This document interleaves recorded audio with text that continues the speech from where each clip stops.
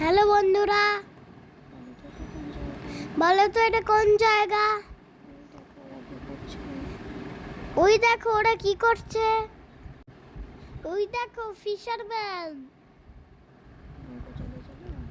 নৌকো চালিয়ে চালিয়ে মাছ ধরছে।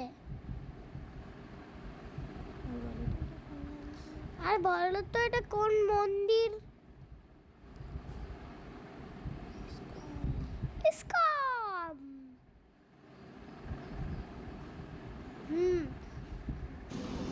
সূর্যের আলো পড়ে জলটা কি সুন্দর লাগছে, তাই না?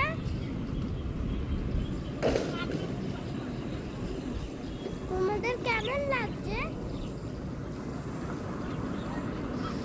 ওই দেখো রাধা রানীর মন্দির।